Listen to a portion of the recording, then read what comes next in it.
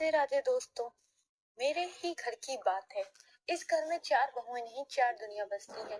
सासू माँ, जेठानी, मैं, देवरानी और दो बच्चे। कभी लगता था कि घर बड़ा है, पर असल में बड़ा तो दिल होना चाहिए। जब मैं इस घर में आई थी तो सब कुछ नया था। नए रिश्ते, नए चेहरे और नई उम्मीदें। सोचा था यहाँ मुझे मिलेगा, अपना परिवार मिलेगा।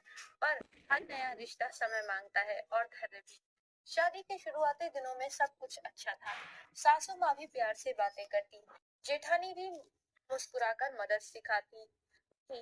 पर वक्त बीतने के साथ माहौल बदल गया। अब हर बात में तुलना होती।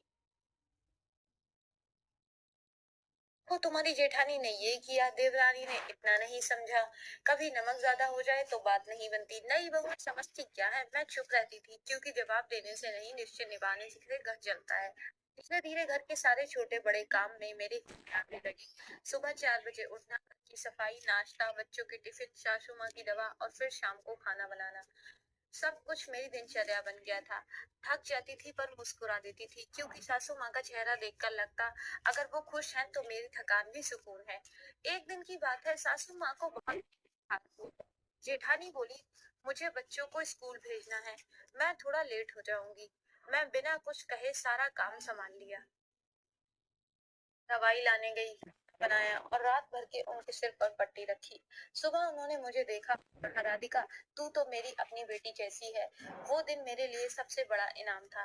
धीरे धीरे सासू माँ की तबीयत सुधरी, पर मेरे प्रति उनके मन में जो प्यार आया वो पूरे घर को बदल गया।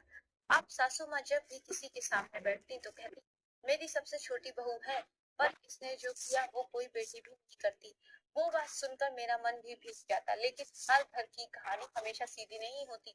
जेठानी को कभी कभी लगता कि मैं सासू माँ के ज्यादा करीब हो गई हूँ, उससे दूरी बनाने लगी। कभी बात करते करते रुक जाती, कभी मेरे बनाए खाने पर टिप्पणी कर देती। फिर मैं मुस्कुरा रही थी, क्योंकि जितने अगर जहर उगले तो भी मीठे शब्द ही उन्हें ठीक कर सकते हैं। वक्त बीतता गया। अब सासू माँ की तबीयत फिर से बिगड़ी और इस बार मैंने दिन रात एक कर दिया। डॉक्टर, दवाई, पूजा, देखभाल सब मैंने खुद की। यहाँ तक कि अपने मायके जाना भी छोड़ दिया। जेठानी ने एक दिन कहा, तू इतना क्यों करती है सबकी नजरों में अच्छी बनने के लिए? मैं बस इतना कहा, नहीं दीदी, मैं सिर्फ इसलिए करती हूँ कि कल अगर मैं बीमार पड़ूं तो मेरे लिए भी कोई ऐसी ही जगह। धीरे धीरे उसके मन का गुस्सा भी कम हो गया। वो खुद आकर बोली, राधिका, शायद मैं तुझे समझ ही नहीं पाई। मैंने कहा, अब समझ लिया है ना दीदी, बस वही काफी है। उस दिन पहली बार हम दोनों ने साथ में रसोई में हंसते हुए काम कर रही थी। सासू माँ बाहर से बोली, अब मेरे घर में असली शांति आ गई। गुजरता गया। अब घर में बिना मेरे अधूरा लगता था। सासू माँ की दवा का टाइम, बच्चों की स्कूल फीस, त्योहार की तैयारी, सबकी जिम्मेदारी खुद ही ले ली थी। ससुर जी भी कहते, राधिका के बिना ये घर सूना पड़ जाता है, और मैं बस मुस्कुरा देती थी, क्योंकि असली सम्मान वही होता है जो दिल से मिले, शब्दों से नहीं। कुछ महीनों बाद जेठानी के बच्चे की शादी तय हुई।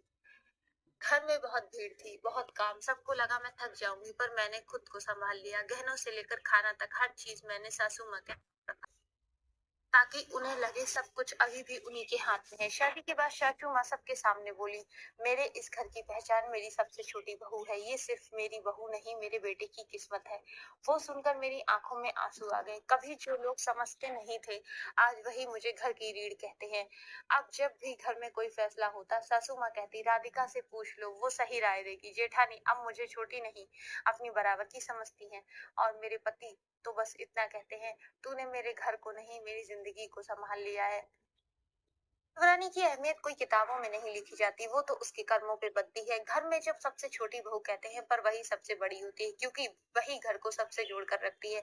सास के लिए बेटी, जेठानी के लिए सहारा और परिवार के लिए शांति का प्रतीक बन जाती है। और दोस्तों, उम्मीद करती हूँ आपको ये कहानी पसंद आई होगी। तो हमारे चैनल को सब्सक्राइब करना मत भूलना। कल फिर मिलते हैं एक नई वीडियो के साथ। धन्यवाद।